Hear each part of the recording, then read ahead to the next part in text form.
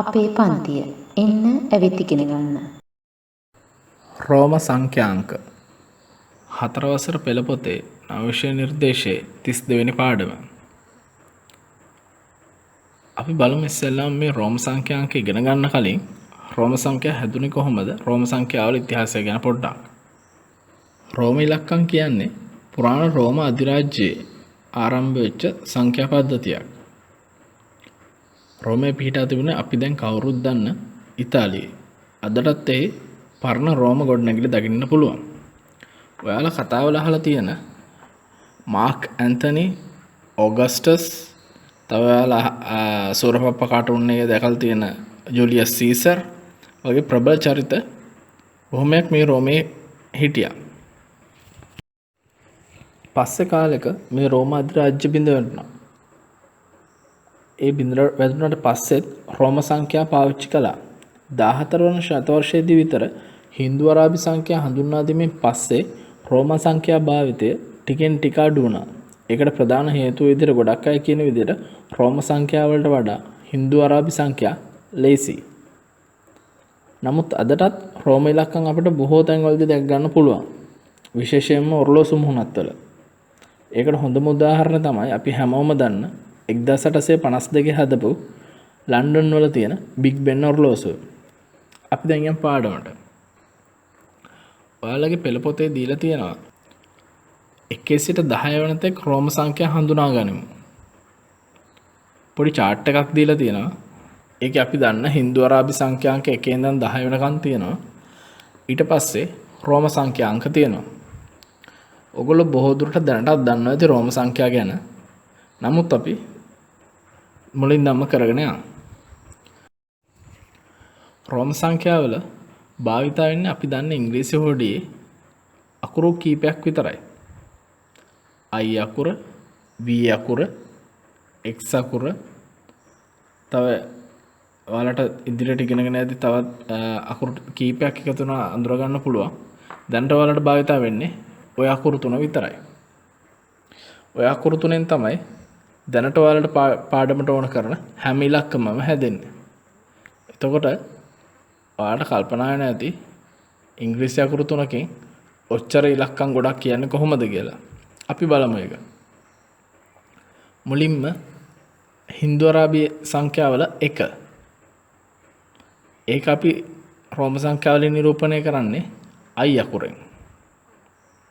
ඒක 2 වෙනකොට අපි ඒකට I අකුරු 2ක් දෙනවා. හින්දු අරාබි සංඛ්‍යා 3 වෙනකොට I අකුරු 3ක් වෙනවා. එතන යනකම් බොහොම ලේසි වැඩේ. 1 2 3 I simple I අකුරු I, ඊට පස්සේ 2 I අකුරු 2ක්, 3 I අකුරු 3ක්. ඊට පස්සේ අපි බලමු 4. 4 හැදෙන්නේ IV. මොකද්ද මේ IV වෙන්න හේතුව? IV වෙන්න හේතුව තමයි ඊළඟට තියෙන පහේ ඉලක්කම ඒගොල්ලෝ හඳුන්වන්නේ V අකුරෙන්. එතකොට V අකුරට පහට කලින් තියෙන ඉලක්කම තමයි පහට එකක් අඩුවෙන් තියෙන හින්දා තමයි ඒගොල්ලෝ IV කියලා දීලා තියෙන්නේ. ඒ කියන්නේ පහට කලින් එකක් කලින් කියන එක තමයි ඔය කියලා තියෙන්නේ.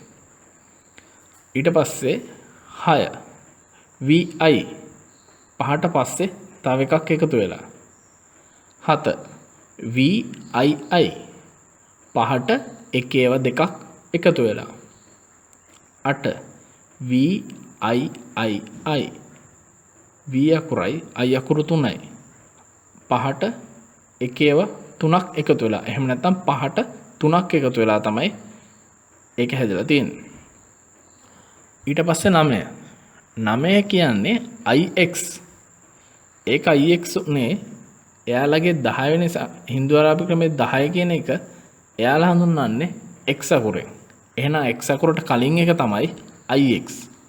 X අකුරට එකක් කලින් කියන එක තමයි IX වලින් එයාලා හඳුන්වන්නේ. පළවෙනි ක්‍රියාකාරකම සංඛ්‍යා නාමයට අදාළ රෝම සංඛ්‍යාංක යා කරන්න. ඒගොල්ලෝ අකුරෙන් දීලා තියෙනවා ලියලා සංඛ්‍යා වගයක්. දකුණු අත පැත්තේ තියෙනවා රෝම ඉලක්කම් සංඛ්‍යා වගයක්. ඒක අපිට තියෙන්නේ යා කරන්න. මුලින්ම හින්දු අරාබි ක්‍රමයේ 5 කියන එක අකුරෙන් ලියලා තියෙනවා. අපි ඉස්සෙල්ලා කතා කරා 5 කියන්නේ රෝම සංඛ්‍යාංක වල නම් V අකුර. එතකොට ඔයාලට පේනවා ඇති රෝම සංඛ්‍යා පේලියේ දෙවෙනියට තියෙන V අකුර. 5 V. ඊළඟට තියෙනවා 4. 4 කියන්නේ 5ට එකක් කලියෙන් තියෙන ඉලක්කම. එහෙනම් V අකුරට කලියෙන් I අකුර. IV. 4 කියන එක ඔයාලට පේන ඇති රෝම සංඛ්‍යාවල උඩින්ම ඉහළින්ම පෙන්වන්නේ රෝම සංඛ්‍යා තීරුවේ 4. තුන්වෙනියට තියෙන්නේ 9. 9 කියන්නේ 10ට එකක් කලියෙන්. ඒ කියන්නේ x අකුරට එකක් කලියෙන්. IX. ඔයාලට පේන ඇති රෝම සංඛ්‍යාංක වල 5 වෙනියට තියෙන්නේ ඒක. ඊළඟට තියෙන්නේ 3. 3 ඉලක්කම I අකුරු 3ක්. රෝම ඉලක්කම් තියෙන තීරුවේ අන්තිමටම තියෙන්නේ 3. ඊළඟට තියෙන්නේ 6. 6 කියන්නේ 5ට එකක් එකතු වෙලා 5ට පස්සේ එන ඉලක්කම. ඒ කියන්නේ VI. ඒක තියෙනවා රෝම ඉලක්කම් තීරුවේ 4 වෙනියට. ඊළඟට තියෙන්නේ 8. 8 කියන්නේ 5යි 3යි. 5යි I අකුරු 3යි. රෝම ඉලක්කම් තීරුවේ 3 වෙනියට තියෙන්නේ 8. දෙවෙනි ක්‍රියාකාරකම හිස්තැන් පුරවන්න. පොඩි වගුවක් දීලා තියෙනවා. පළවෙනි පේලියේ තියෙන්නේ රෝම සංඛ්‍යාංක, දෙවෙනි පේලියේ තියෙන්නේ හින්දු අරාබි සංඛ්‍යාංක. උදාහරණයක් දීලා තියෙනවා රෝම සංඛ්‍යාංක VIII. ඒ කියන්නේ 5යි 3යි. හින්දු අරාබි සංඛ්‍යාව 8. දෙවෙනි එක තියෙන්නේ II. එක ඒවා දෙකක්. ඒ කියන්නේ 2. තුන්වෙනි එක IV. 5ට එකක් කලියෙන් 4. ඊළඟට හින්දු අරාබි සංඛ්‍යාංක 10 දීලා තියෙනවා. ඒක රෝම සංඛ්‍යාවෙන් නම් X. ඊළඟට දීලා තියෙනවා හින්දු අරාබි සංඛ්‍යාංක 1. රෝම ඉලක්කමින් නම් I. I අකුර 1යි. හින්දු අරාබි සංඛ්‍යාංක 6. 6 කියන්නේ 5ට එකක් එකතු වෙලා 5ට පස්සේ සංඛ්‍යාව VI. ඊළඟට දීලා තියෙනවා රෝම සංඛ්‍යාවක් IX. X කියන්නේ 10. 10ට එකක් කලියෙන් තියෙන එක 9. IX කියන්නේ 9. ඊළඟට තියෙන්නේ VII. 5යි 2යි. එහෙනම් උත්තරේ 7. ඊළඟ හින්දු අරාබි සංඛ්‍යාවල 3.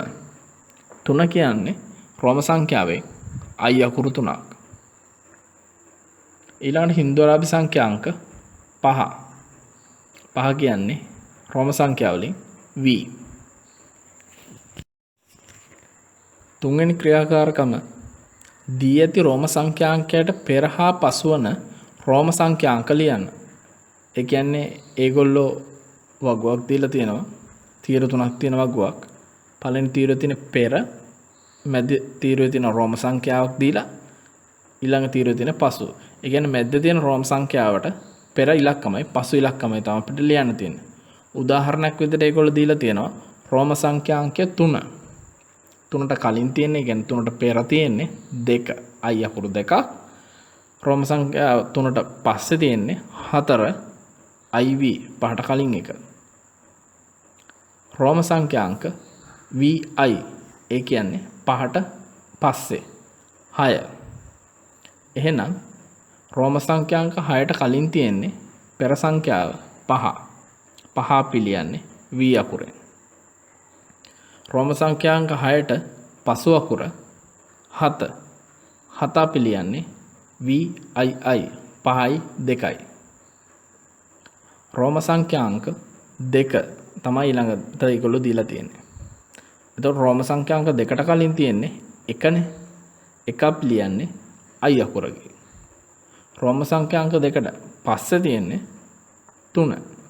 3 පිළියන්නේ i අකුරු 3කින්. ඊළඟට තියෙන්නේ රෝම සංඛ්‍යාංක 8.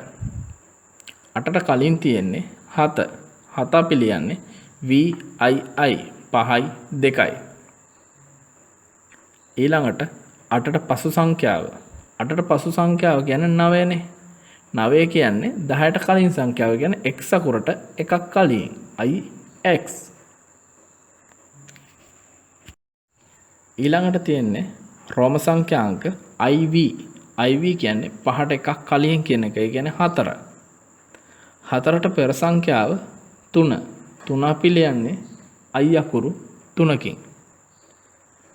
4ට පසු සංඛ්‍යාව 5. අපි ඒක ලියන්නේ v අකුරෙන්.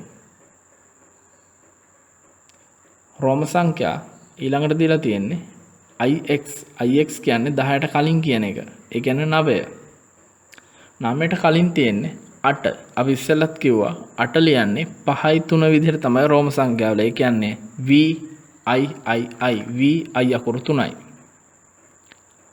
9ට පසු සංඛ්‍යාව 10. 10 අපි ලියන්නේ x අකුරයි. දැන් ඔයාලා දකින්න ඇති මුළු පාඩමේම අපිට ඕන උනේ ඉංග්‍රීසි අකුරු 3ක් විතරයි. I V X.